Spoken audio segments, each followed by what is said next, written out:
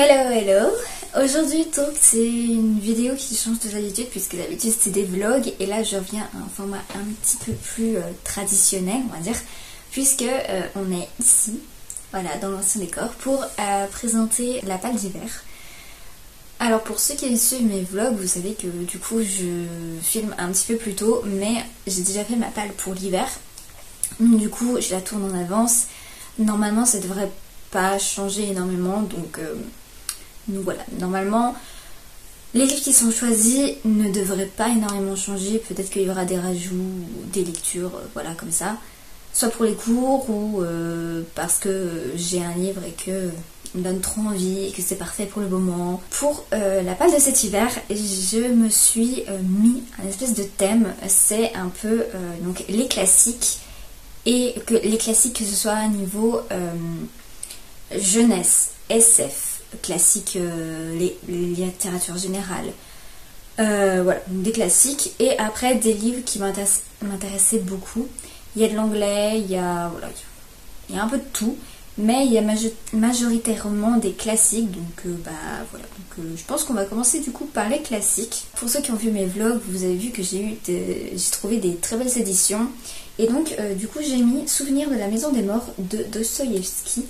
Voilà, je ne sais pas grand chose, je crois que je sais même rien, mais le titre m'intrigue énormément, donc du coup voilà, je l'ai mis dedans. Voilà, c'est une très très belle édition. Et également de Dostoïevski, j'ai mis donc Le Joueur, qui est dans cette édition là, qui est également donc un livre que j'ai trouvé en même temps, donc voilà, ça m'intéressait. Il a l'air d'être court, donc bon.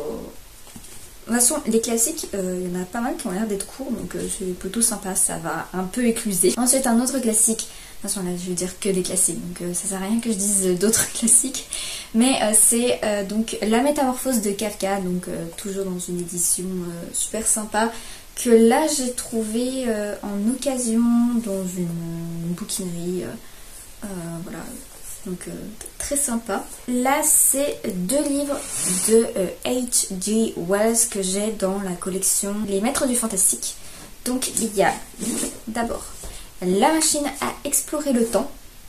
Donc voilà, qui est pour ceux qui ont suivi également un livre que j'ai globalement vu l'année dernière dans un cours qui était sur la machine, sur la SF. Donc du coup quand je l'ai vu je me suis dit tiens j'ai envie de le lire, voilà. Et l'autre c'est La Guerre des mondes, toujours de H.G. Wells, qui est un livre qui m'intéresse énormément. J'avais vu le premier film il me semble qui avait été fait et du coup voilà, ça m'intrigue énormément, donc je l'ai mis. Donc ils sont des classiques fantastiques, mais je dirais plutôt SF là pour le coup. Et toujours dans cette collection mais que je n'ai pas encore et que je vais avoir, c'est Le Fantôme de l'Opéra. Donc lui également va intégrer la sélection, mais vu que je ne l'ai pas là physiquement, je ne peux pas vous le montrer, mais je devrais bientôt le recevoir. Ensuite on va passer aux classiques de romans éternels qui sont plutôt par là. J'en ai mis quand même pas mal, voilà. Des qui sont moins connus, d'autres connus, voilà, mais qui m'ont toujours donné envie. Donc il y a Chez les heureux du monde de Edith Wharton, donc qui est comme ceci. Voilà. Alors je vous dis pas les résumés parce que moi-même en fait je ne connais pas forcément les résumés, mais je sais qu'ils me donnent envie. Donc ou je les ai lus, mais comme beaucoup j'oublie. Ensuite c'est en deux livres, c'est La Foire aux vanités de William M. Thackeray. Voilà, c'est les deux mêmes, mais le tome 1 et le tome 2. Ça c'est un livre qui m'avait intriguée parce que j'avais un espèce de gros livre avec des extraits de classiques pour les filles, et dedans il y avait La Foire aux vanités et Jane Eyre. Donc Jane Eyre je l'ai lu depuis très, très très longtemps, mais il y avait La Foire aux vanités, donc du coup quand il y avait dans la collection je me suis dit tiens, ça me donne envie. Il y a La Lettre écarlate de Nathaniel Hawthorne. Je ne sais jamais comment est-ce qu'on prononce son nom. J'étudie en ce moment des extraits et vraiment ça me donne de plus en plus envie de le lire. Donc du coup je crois que ça va faire partie des premiers que je vais attaquer parce que vraiment il me donne envie, c'est incroyable. Ensuite l'avant-dernier c'est Loin de la foule déchaînée de Thomas Hardy. Ça, je crois que j'avais vu, je crois qu'il y a un film avec Robert Pattinson, mais voilà, j'avais juste vu la bande-annonce, je n'ai jamais vu le film, mais je me dis, ça peut être sympa, donc voilà, je l'ai mis dedans. Et enfin, pour finir, donc il y a L'Abbaye de Northanger de Jane Austen. Également, j'ai vu des extraits l'année dernière sur un cours qui était sur le gothique. J'avais 2 cours sur le gothique et du coup voilà, ça m'a donné envie. C'est un peu une parodie des romans gothiques, du coup j'ai envie de voir ce que ça donne, donc voilà, je verrai. Il me donne énormément envie également, ça me donne tous envie, sinon je ne les mettrai pas dedans tout simplement. Donc voilà pour les classiques un peu beaux voilà, qui sont dans des collections tout simplement des éditions assez belles. Peut-être que je ne les emmènerai pas avec moi, que ce sera plutôt en e-book, parce que je dois dire que ça pèse quand même son poids, hein. C'est notamment pour ça que j'achète pas non plus énormément de hardback, parce que j'aime pas quand c'est trop lourd. Par quoi je vais continuer, je sais pas trop. Allez, d'autres classiques plutôt jeunesse là pour le coup, dont un que je n'ai jamais lu et honte à moi, du coup je vais remédier très rapidement dès que je pourrai. C'est Le Petit Prince de Antoine de Saint-Exupéry. Oui, je ne l'ai jamais lu, mes parents ne me l'ont jamais lu, ne me l'ont jamais acheté, donc je crois qu'il est temps que je remédie à ça, donc bah voilà, du coup je l'ai mis dedans. Il est très court, donc je pense que ça me prendra 1 ou 2 heures pour le lire, voilà. Je pense que ça devrait aller assez rapidement, donc il sortira prochainement. Et le deuxième en jeunesse, c'est Nouveau conte de fées de la comtesse de Ségur, qui est un livre dont j'avais entendu parler, je ne sais plus comment. Et bon, étant donné que j'adore les contes de fées, que c'est vraiment mon truc, que ce soit réécriture ou vraiment les contes de fées, j'ai toujours voulu le lire, et cet été donc je l'ai trouvé à Emmaüs. Si vous avez vu mon book haul de cet été, vous avez dû le voir passer, et du coup je l'ai trouvé, donc du coup voilà, je l'ai pris forcément, puisque ça fait des années que je le voulais, et je suis tombée dessus comme par hasard. Donc vraiment j'ai hâte de voir ce que ça donne. Je sais pas du tout de quoi ça parle, juste qu'on me dise nouveau conte de fées, je me dis ça peut être sympa. Ensuite allez, un autre un peu, je pense que maintenant c'est considéré comme un auteur assez intemporel, classique, c'est Bret Easton Ellis. Donc là c'est le premier volume intégral, j'ai le deuxième volume ici, mais je vais m'attaquer déjà au premier volume. Donc avec Moins que zéro et Les lois de l'attraction, je pense que c'est les 2 que je vais lire. Alors American Psycho, en fait il y a un marque-page là qui s'arrête au milieu, dans une bonne partie de American Psycho. J'ai voulu le lire en fait, mais j'ai dû m'arrêter une première fois pour le lire, parce que il y a une scène qui m'a un peu traumatisée, on va dire. Donc j'ai laissé écouler du temps, et en fait quand je l'ai repris, il y a eu une autre scène pareil qui m'a un peu dégoûtée, qui m'a mis mal à l'aise. Et donc du coup, là je l'ai vraiment mis en pause, et je sais pas si je le terminerai un jour. Voilà, je vais pas non plus trop m'attarder dessus, parce que c'est pas le propos. Mais ça pose énormément de problématiques, ce livre. Je pense qu'il faudrait mettre beaucoup de trigger warning dans ce livre. Mais j'ai envie du coup de commencer par Moins que zéro et Les lois de l'attraction. Je me dis que... Parce que vraiment American Psycho c'est un peu à part des autres, même s'il y a des personnages qu'on voit dans les autres romans. C'est un roman à part, vu qu'on suit un peu un psychopathe. Donc je pense que Moins que zéro et Les lois de l'attraction, ça devrait moins me dégoûter. Enfin j'espère. On va continuer avec Lestat le vampire de Anne Rice, qui est le tome 2 des Chroniques des vampires. Donc j'ai lu il y a un an, 2 ans.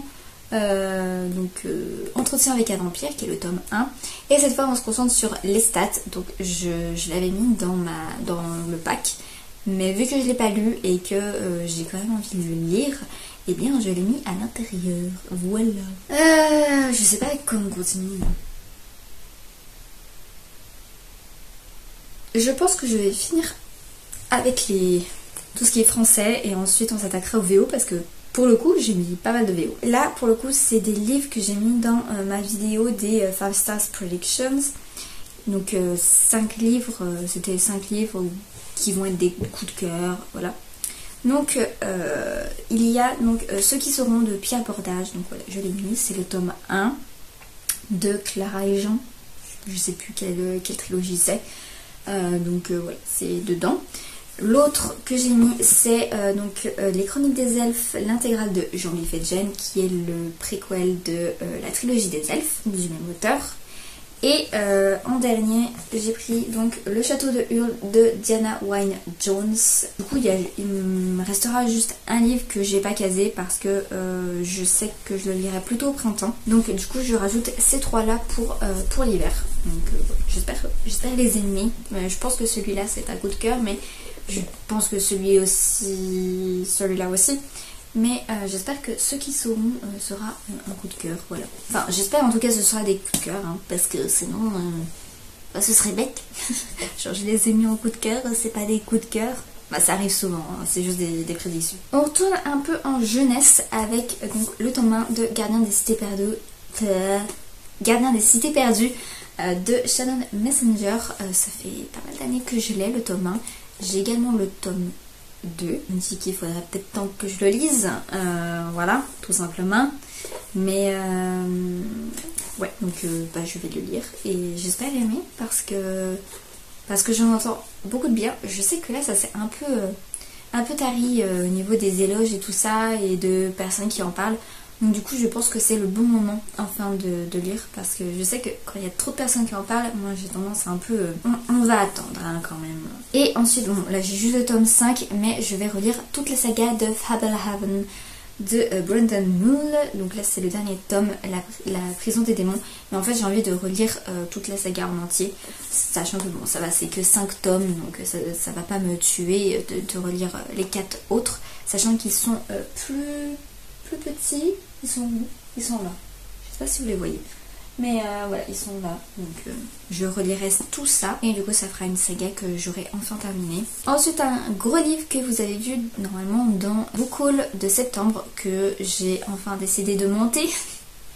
Donc du coup, de mon Book Haul de septembre, j'ai décidé de mettre City on Fire de Gaff Rhys-Halberg. C'est le livre de poche, qui est une grosse pavasse de plus de 1000 pages. Alors j'ai vu des avis mitigés, des avis qui aimaient bien, donc moi je me ferai mon propre avis, mais j'espère adorer parce que ça fait des années que je le vois et que je me dis j'ai envie de le lire. Donc maintenant que je l'ai, eh bien j'ai hâte de voir ça. Ça se passe en hiver, donc bon, c'est parfait pour la période, mais je pense qu'il va me tenir pas mal de temps hein, celui-là. Encore un dernier tome qui fera que j'ai fini encore une saga. C'est donc le dernier tome de Le Paris des Merveilles de Pierre Pavel. Donc c'est Le Royaume immobile. C'est vraiment une trilogie que j'adore. Donc j'ai enfin acheté le tome 3. C'était quand que je l'ai acheté? C'était en août je crois, hein, si je me souviens bien. Ce tome-là va conclure donc la trilogie du Paris des Merveilles. Mais ensuite il y a d'autres livres avec des nouvelles, il y a des BD je crois dans le même univers. Donc c'est pas non plus fini, mais ça va être fini avec la trilogie principale. J'ai hâte de voir ce que ça donne parce que vraiment c'est une saga que j'aime beaucoup trop. Les personnages sont trop intéressants et bref, c'est trop bien. Ensuite... Donc là c'est ma lecture obligatoire pour décembre. Normalement c'était Winter de Marissa Meyer. Mais en fait avant Winter il faut que je lise donc Fairest Lehman Stories. Et en fait je me dis je peux pas lire les deux. C'est pas possible, je vais pas avoir le temps. Donc du coup j'ai décidé, mais c'est dans la même saga donc ça va, de remplacer Winter donc par Lehman Stories en Lehman Story dans mes lectures obligatoires. Donc au lieu que ce soit Winter que je lis, ce sera Levana, voilà, je le remplace. Alors on va passer à des livres français, mais qui ne sont pas des romans. C'est plutôt des anthologies, des explications. Donc en premier, on a l'anthologie de la Belle Époque de plusieurs auteurs chez les éditions Luciférine. C'est donc des explications sur la Belle Époque, mais on a donc plein d'illustrations faites par plusieurs artistes, illustrateurs. Et on a également des nouvelles un peu inédites d'auteurs qui ont participé, donc ça va être bien sympathique. Je vais prendre du temps hein, pour le lire, vraiment ça va pas être le truc que je vais dévorer. Et également donc j'ai mis du coup le guide du monde magique de Narnia de Virginie Michelet. Donc voilà, c'est sur voilà, il y a plein de petits trucs sur le monde de Narnia, qui est une saga que j'ai lue il y a des années mais que j'avais adoré. D'ailleurs le dernier livre est traumatisant je crois pour beaucoup de personnes. Mais voilà, je me suis dit, encore un autre livre un peu explicatif, des trucs comme ça, donc je le mets dedans. Voilà pour la partie VF, oui VF, j'allais dire VO, hein, mais non c'est VF. Du coup je vais recontinuer avec des classiques, mais cette fois-ci en VO. Alors, en premier, on a Peter Pan de J.M. Barrie. Donc là c'est une toute petite édition de chez Macmillan il me semble. C'est tout petit. Je l'avais acheté à Porto dans la librairie Lelio. Donc voilà, ça date. Hein. Elle est très belle cette petite édition. Mais je l'ai toujours pas lu. Alors que ça fait pas mal d'années que je l'ai. Et il serait peut-être temps. Mais il vaut mieux tard que jamais. Hein. Ensuite, il y a Animal Farm de George Orwell que j'ai lu. Que j'ai acheté en septembre. Trop hâte. Vraiment, 1984 qui est ici. C'est un de mes livres préférés que j'ai lu une fois mais que j'ai jamais relu. Faudra peut-être que je le relise. Il est temps que je lise Animal Farm, surtout qu'il est tout fin, tout petit. Bon, après en même temps, c'est écrit petit également. Donc je vais prendre mon temps pour le lire parce que je sens que... Bon, ça fait 95 pages, donc si on double... Ça fait 200 pages. 180. Donc ouais, donc ça devrait aller, je pense. Je devrais m'en sortir. Puis si vraiment j'en ai marre, je prends une traduction et voilà. Mais je vais essayer de lire en VO. Et un autre, cette fois c'est Fairy Tales of Ireland de W.B. Yeats et illustré par P.G. Lynch, qui est un livre que j'avais acheté donc à Shakespeare & Co. Voilà, regardez le petit tampon. En même temps que donc The Graveyard Book, que j'ai lu en octobre ou octobre, mais que j'ai toujours pas lu, donc il serait peut-être temps. Hein, ce serait pas mal. Après, voilà, c'est des nouvelles, donc j'en lirai un de temps en temps. Mais j'ai envie de découvrir un peu, surtout que W.B. Yeats, j'ai aussi un recueil de poèmes. Et du coup, c'est un auteur qui est, je crois, assez connu. Et en fait, ça m'intrigue parce qu'en France, il n'est pas connu. Alors du coup, on arrive bientôt à la fin. Bientôt, il reste 1, 2, 3, 4, 5 livres. Vous voyez, on arrive bientôt à la fin. Donc, on continue avec des livres que j'ai achetés en septembre, des VO. Donc, en premier, il y a donc Normal People de Sally Rooney. Donc voilà, un livre qui m'a énormément donné envie, présenté par Chloé de la chaîne Clout, et toujours qui m'a donné envie par cette même personne, c'est The Midnight Library de Matt Haig. Donc voilà, c'est deux livres en fait qu'elle a présentés et qui m'ont donné envie et que depuis j'ai envie de lire. Donc du coup là je me dis c'est le moment. Surtout j'ai un peu envie de lire des contemporains, mais enfin ça c'est pas vraiment un contemporain, mais j'ai envie de lire des trucs un peu plus moins YA, donc et je sais pas, un peu anglais et tout, donc je pense que ça peut être sympa, même si ça c'est du YA je crois, celui-là. Mais en même temps je me dis que c'est pas non plus trop, donc je vais voir, et j'ai un peu envie de changer au niveau de mes lectures. Super Fake Love Song de David Yoon, qui m'a cette fois donné envie par Audrey de Luna Book Addict. Voilà, j'ai jamais lu de David Yoon, voilà, je l'ai dit dans mon book haul, mais du coup ça me donne trop envie et je sais pas, j'ai envie de le mettre. Et de toute façon, peut-être que je le lirai, peut-être que je le lirai pas, on verra bien. C'est juste que là j'ai envie de mettre des VO, voilà, un peu qui changent de ce que je peux lire. Ensuite, Solitaire de Alice Oseman. Alors ça c'est une version toute pourrie.